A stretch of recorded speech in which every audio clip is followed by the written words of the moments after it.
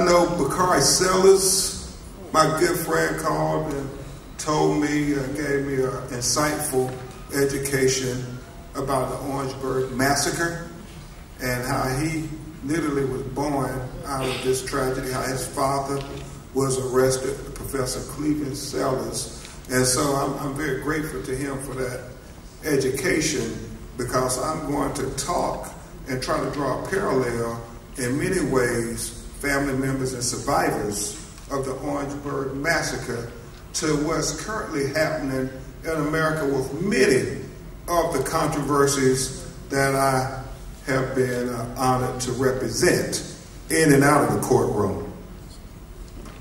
But I come here first, ladies and gentlemen, to talk to the student body of South Carolina State University.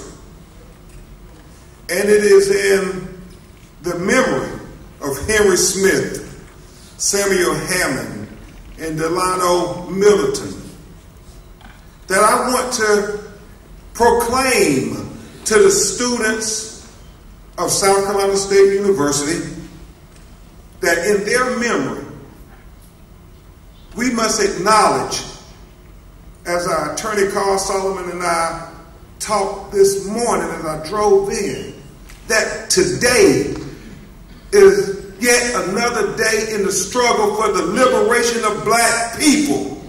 This liberation demands revolution. This revolution lives within you. You all are the revolution, students of South Carolina State University.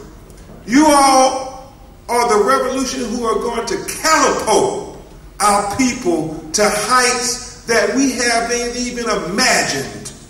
You all are just the best and the brightest that we have to offer.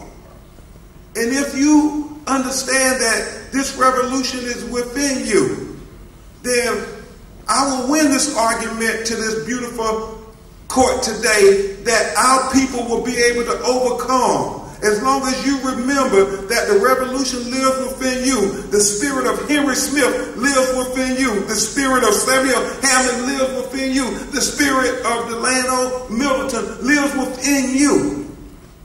You see, my mother taught me, Dr. Clark, whenever you have a chance to speak truth to power, you do it, baby.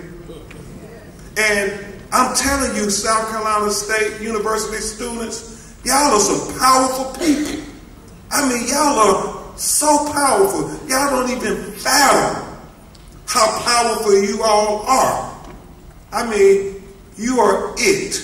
You are the cream de la cream. You are the best that America has to offer. The best. And some of them are afraid of you all. They are very afraid of what you're going to accomplish in life. And that's why they pass racist Jim Crow laws to try to oppress you, like they did Cleveland Sellers 51 years ago, and like they're still doing today. You see, I'm a civil rights lawyer. I go in courtrooms all over America, and we have to fight and argue for the liberation of black people. And what I do understand also well is the history of the laws in America that seek to oppress you. Like the law of 3/5 compromise at the founding of this country, where they said you all were going to only be 3/5 of a citizen, so that the southern plantation owners will always have the power of majority in this country to make sure they can always protect the institution of slavery. That is the history of the laws in America. That is the precedence that was set in America at the very beginning. And then you come to the Dred Scott decision, where it was held that there were no rights that a black man had that a white man was bound to respect.